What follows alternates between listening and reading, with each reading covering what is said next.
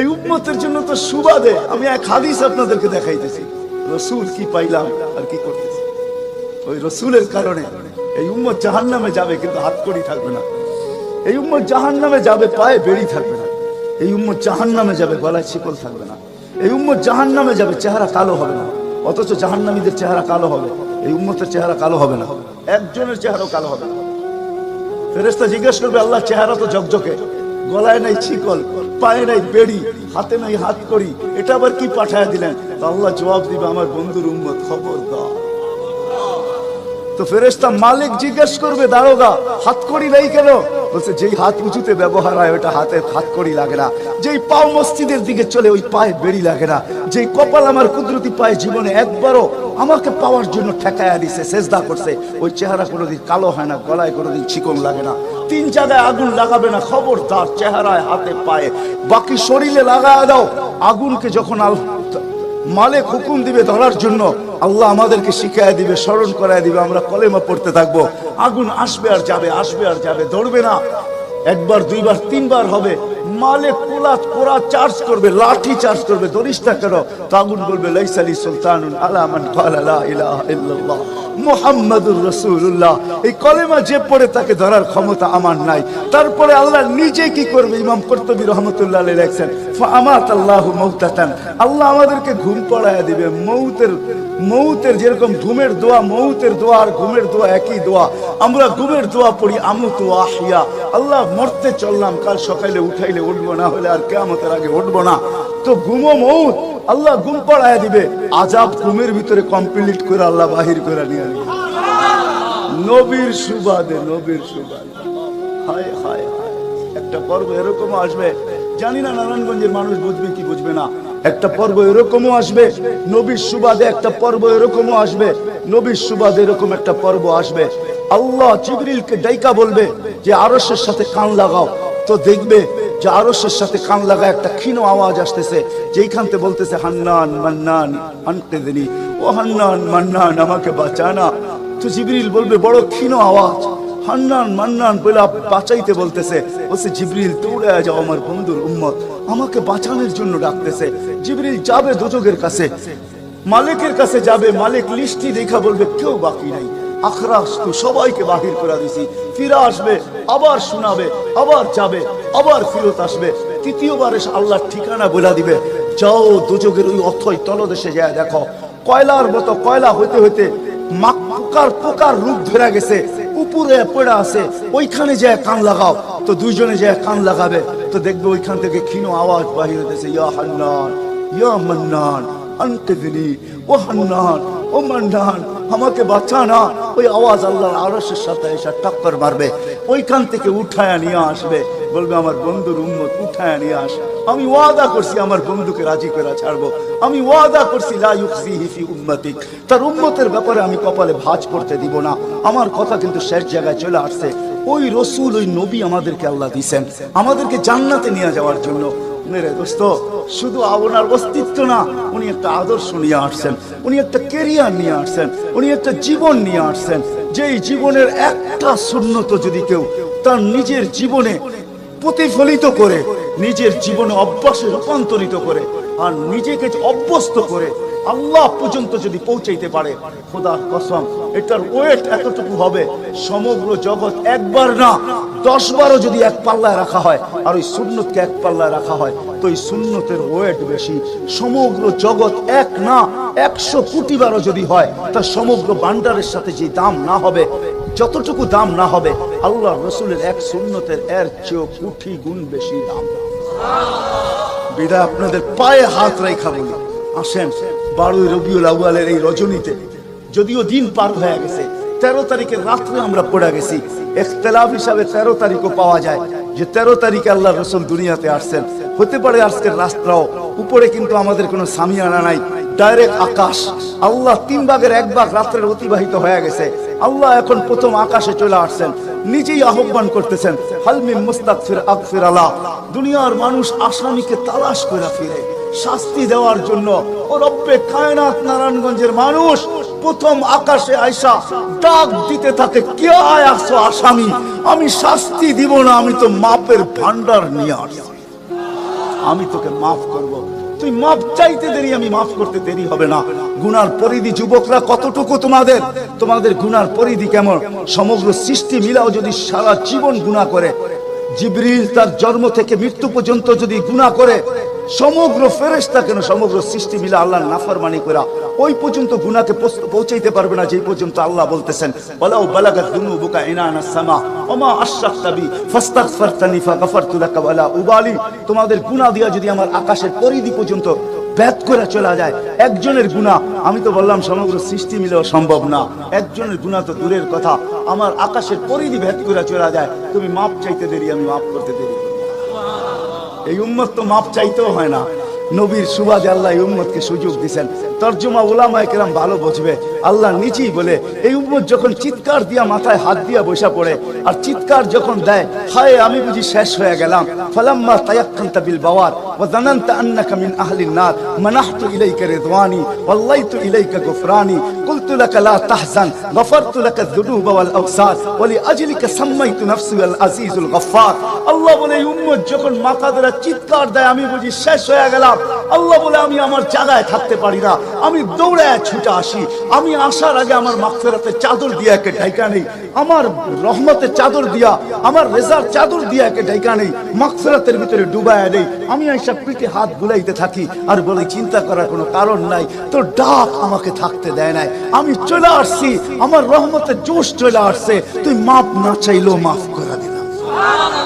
মুহাম্মদুর রাসূলুল্লাহ সুবাদে বিদায় নারায়ণগঞ্জের মানুষ, আমি যুবকদেরকেও বলবো, মা বোনদেরকেও বলবো, সবাইকে বলবো, শুধু আমাদেরকে জান্নাতে নিয়ে যাওয়ার জন্য আসেন নাই, একটা সুন্দর জীবন আমাদেরকে দেওয়ার জন্য আসছেন, 60-70 বছর একটা সুখের জীবন দেওয়ার জন্য আসছেন, 60-70 বছর একটা আনন্দের জীবন দেওয়ার জন্য আসছেন, 60-70 বছর একটা এনজয় মূলক জীবন দেওয়ার জন্য আসছেন। আমরা যেটাকে এনজয় বলি এটাকে এনজয় বলে না। আপনি আমাকে কোনো থিওরি দিয়ে বুঝাইতে পারবেন না। আমি গত মাসেরই 23 তারিখে আমার 1 মাসের আমেরিকার সফর ছিল, আমি সফর শেষ করে আসছি প্যান্ডামিকের ভিতরেও, এই করোনার ভিতরেও, আমাকে বুঝাইতে হবে না, আমি দুনিয়া চষা মানুষ, আমি চষতে শেষ করে ফেলছি, আমাকে বুঝাইতে হবে না, আমি মানুষকে বড় কাছের থেকে দেখি, আপনি আমাকে বুঝাইতে হবে না। যেগুলাকে আমরা এনজয়ের সংজ্ঞা দিই এগুলা এনজয় না, যেগুলাকে আমরা সুখের সংজ্ঞা দেই এটা সুখ না, যেটাকে আমরা বলি হ্যাপি, এটার নাম হ্যাপি না। আল্লাহর রাসূল এক হ্যাপি জীবন দেওয়ার জন্য আসছেন, এক এনজয় মূলক জীবন দেওয়ার জন্য আমাদেরকে আসছেন, এক সুখের জীবন দেওয়ার জন্য আসছেন, এক সুখের জীবন দেওয়ার জন্য আসছেন। সাহাবারা সুখী ছিল, কসম খোদা, আমরা দৌড়ে দেখছি, কিন্তু আমরা এখন পর্যন্ত কোনো ব্যক্তি বুকে হাত দিয়ে বলতে পারবে না যে আমি কোনো সম্পর্ক নিয়ে সুখী, কেউ বলতে পারবে না কোনো সম্পর্ক নিয়ে সুখী, কেউ বলতে পারবে না আমি অর্থ নিয়ে সুখী, কেউ বলতে পারবে না আমি পদ নিয়ে সুখী, কেউ নিজে বলতে পারবে না এনাফ এই শব্দটা কেউ বলতে পারবে না, সুখী বলতে পারবে না। কিন্তু মেরে দোস্ত আসেন নবীর আদর্শে আদর্শবান হই, নবীকে চিনি, নবীর ক্যারিয়ার পড়ি, নবীর শান পড়ি, নবীর জীবন পড়ি, তারপরে আমল করি। একটা সুন্নত ঘরে আমল করে দেখেন সবাই মিলা, ওই ঘরের ভিতরে আল্লাহ সুখের বন্যা বয়ে দিবে, বন্যা, সুখের সুখ হবে না, সুখের বন্যা হবে, বন্যা। সাহাবাদের জীবনে সুখের বন্যা ছিল, বন্যা, ঘরে কিচ্ছু ছিল না, আমি মানি। আজকেও অনেক আলেম ওলামা আছে যাদের ঘরে কিচ্ছু নাই, কিন্তু যা দেখবেন সুখ আছে, সুখ, সুখ রাখবেন না, সুখ আছে, সুখ আছে। কয়জন বলতে পারবেন যে আপনাদের পাও টিপা ঘুমের থেকে উঠায় আর পাও টিপতে টিপতে আপনাদেরকে ঘুম পড়ায়? আলেম ওলামা বহুত বলতে পারবে যে আমাদেরকে পাও টিপতে টিপতে উঠায়, পাও টিপা টিপা আমাদেরকে ঘুম পড়ায়। এর চেয়ে বড় সুখ কি চান? এর চেয়ে বড় সুখ কি চান? ডেলি মাথায় তেল লাগায় দেয়, পায়ে তেল লাগায় দেয়, আঙ্গুল বুলাইতে বুলাইতে ঘুম পড়ায় দেয়, ঘুমাও, সারাদিন পরিশ্রম করে আসো। ওই হাদিসের মেস্তাক যেটা ফাতেমা রাদিয়াল্লাহু তাআলা আনহু বলছিলেন, খারাজা জাওজুহা মিন বাইতিহা হাসিনা তাশাব্বাকাত, আলী তুই ঘর থেকে বাহির হস, আমার দিলটা চুরমার হয়ে যায়। আব্বা শিখায়া দিয়েছেন, আমার দিলটা ব্যথায় ভাঙ্গা পড়ে, তুই কেন বাহির হলি ঘর থেকে? তাশাব্বাকাত, আমি রাস্তা দেখতে থাকি, শুধু দেখতে থাকি না, তুই আসার আগেই আমি দরজায় পিঠ লাগায় দাঁড়ায় থাকি। আলী তুই যখন টোকা দেস তো টোকা দরজায় পড়ে না, আমার পিঠে পড়ে, 1 টোকায় খুলা দেই। আলী বলে এই জন্যই তো আজ পর্যন্ত কোনোদিন 2 টোকা দিতে হইল না, 1 টোকাই তুমি খুলা দাও। বলে আলী আমি তো রাস্তার দিকে তাকাইতে তাকাইতে কখন যে দরজায় পিঠ লাগায় দেই, আর তোর পোকা এসে আমার পিঠে লাগে, আমি সাথে সাথে খুলে দিই। আব্বা এটাই শিখেছে আমাকে। দিস ইজ লাইফ, এটার নামই লাইফ। আপনি আমাকে লাইফের সংজ্ঞা বুঝাইতে হবে না। আপনি আমাকে রাগ হবেন না। আপনারা আমাকে কোন দুনিয়া দেখাবেন? Canada, America, Australia, Europe, Japan, উন্নত বিশ্ব, চষতে চষতে আমার জুতা শেষ। আল্লাহ আমার মোকাদ্দরে রাখছে চষা। আমি বড় কাছের থেকে দেখি, এখানে কান্নার অভাব নাই, এখানে কান্না। আমি জানি লাইফ কাকে বলে। লাইফ ওইটার নাম যেটা মুহাম্মদুর রাসূলুল্লাহর আদর্শমূলক লাইফ। লাইফ এই জন্য পায়ে হাত রাখি। এই রাত্রে আল্লাহ প্রথম আকাশে সবার কাছে পায়ে হাত রাখবো। আমি বেশি বলবো না, ডেলি একটা সুন্নত শিখেন। ডেলি কয়টা? একটা সুন্নত। চাই সেটা খাওয়ার হোক, চাই সেটা শোয়ার হোক, চাই সেটা চলার হোক, চাই সেটা বলার হোক, চাই সেটা ঘুমানোর হোক, চাই সেটা বাথরুমে যাওয়ার হোক, চাই সেটা মসজিদে ঢুকার হোক, চাই সেটা কারোর সাথে কথা বলার হোক, চাই লেনদেনে হোক, একটা সুন্নত শিখেন। হায় মুহাম্মদুর রাসূলুল্লাহ বড় চোখের পানি ছড়ায় গেছে। আমাদেরকে জান্নাতে নিয়ে যাওয়ার জন্য আসছেন, নাইলে আসছেন না। দুজাহানের বাদশা কেন আসবে? জমিনে কেন পাও রাখবে? যার রহমতের ভিতরে, যার অস্তিত্বের ভিতরে সমগ্র জগতের অস্তিত্ব লুকানো ছিল। শুধু শুধু আল্লাহ আদম আলাইহিস সালামকে বলেন না, লাউলাহু লামা খালাকতুকা ইয়া আদম। উনি না হইলে তোমার অস্তিত্ব হতো না। লম্বা কাহিনী আমি শর্টে বলতেছি, তোমার অস্তিত্ব হতো না। যার নামটা নিজের নামের সাথে মিলায় রাখছে, এটাই বলে দিচ্ছেন। যুকিরতা ইদা যুকিরতা যুকিরতু, যুকিরতা ইদা যুকিরতা যুকিরতু ও যুকিরতা মাই। আমার নাম যখন উচ্চারণ হবে বন্ধু, তোমার নাম উচ্চারণ হবেই। আমি আমার নামের সাথে তোমার নামটা মিলায় রাখছি। যাকে আল্লাহ 1000 বছর সৃষ্টির 1000 বছর আগে যার আল্লাহ পরিচয়ের ডঙ্কা বাজাইতেছেন, ইয়াসিন 1000 বছর আগে পড়ছেন, তখন আল্লাহ বসাইতেছে ইয়াসিন আল কোরআনিল হাকিম। আমি তো বলি উলামা বুঝবে, ইয়াসিন আল কোরআনিল হাকিম ইন্নাকা লামিনাল মুরসালিন। আমি তো বলি ইন্নাকা ওকে বলা চলে যে সামনে উপস্থিত বসা। আরবি গ্রামার এটাই বুঝায়। আল্লাহ মনে হয় বন্ধুকে সামনে বসাই বলতেছিলেন ইন্নাকা লামিনাল মুরসালিন।